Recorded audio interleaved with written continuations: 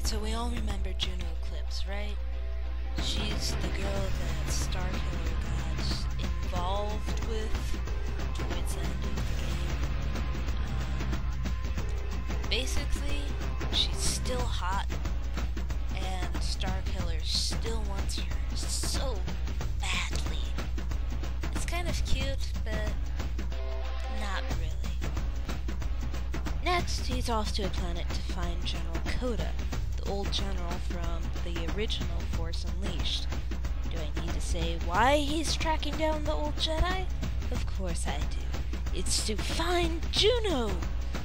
Once on the planet, he has to battle his way through a battalion of stormtroopers, find his way into a battle arena full of cheering fans. There he defeats a monster and almost gets himself killed, all for Juno! Must find Juno! Juno, Juno, Juno! Oh, why? Oh, God, why can't I find Juno? Are you starting to see the common thread here? Anyway, after defeating something that looks like a golem on steroids, it's off to find the rebellion and by extension Juno. By the way, if the book is anything like the game, this thing really sounds like it's going to be the hardest part of the entire game, which makes me very sad. Starkiller could yank a Star Destroyer out of the sky, but can't deal with something dumber than a Rancor? Please! Finally, Starkiller and Coda catch up to the rebellion, and yes! Finally, he gets to see Juno. La!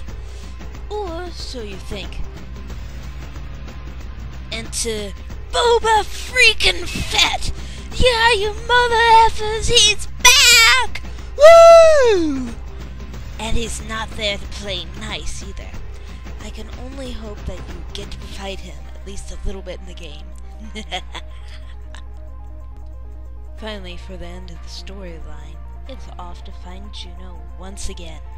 This time, you're going back to Camino, and Vader has set the trap. Again, this is where the game manual comes into play for the book. I really felt like I was watching somebody play the game right in front of me, and I was writing down what happened. So, since it's the bigger part of the book and the game, again, I can't say much. I really want you to play the game, and I don't want to spoil it. So, in the end, the lovebirds do get reunited. Yay! I do have to warn you, though, about the book. There's a lot of recap in it.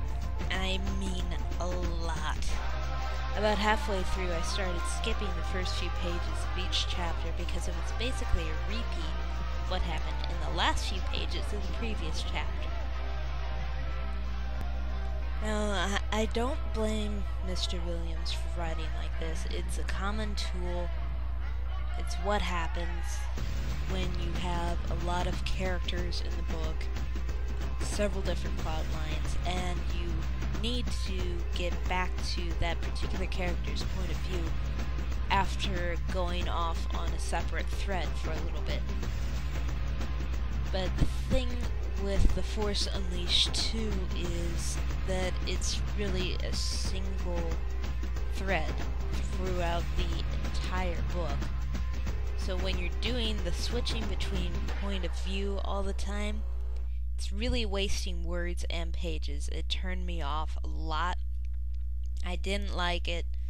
I felt like I was being told I was stupid that I couldn't figure out that the point of view had changed.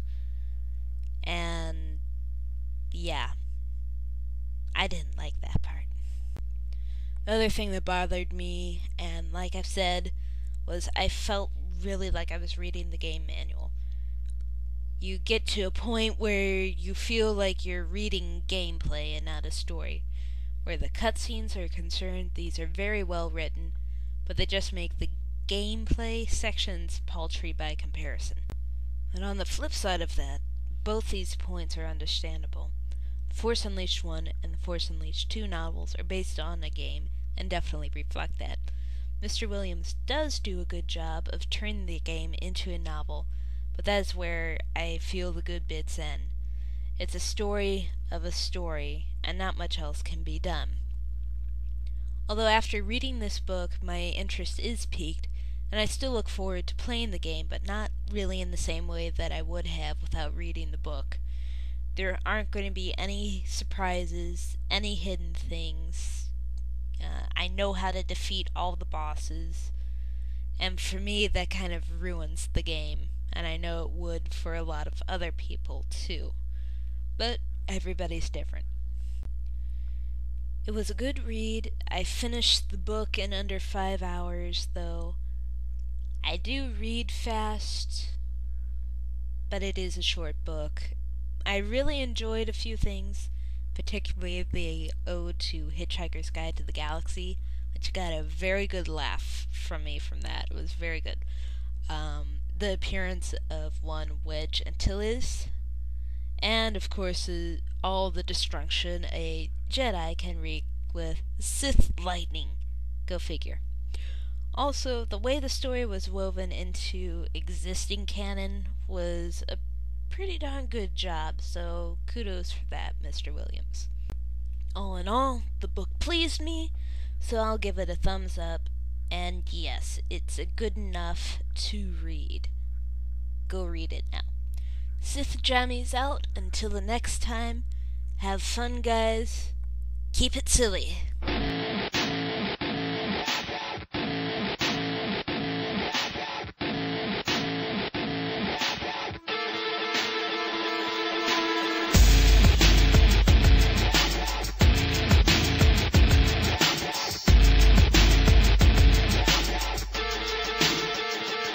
To save face, how low can you go? Talk a lot of game, but yet you don't know. Static on the way, make us all say whoa. The people up top push the people down low. Get down and obey every word. Steady getting mine if you haven't yet heard. Wanna take what I got, don't be absurd. Don't fight the power, nobody gets hurt. If you haven't heard yet, then I'm letting you know. There ain't we don't run when the guns unload. And no one make a move unless my people say so. Got everything out of control, now everybody go.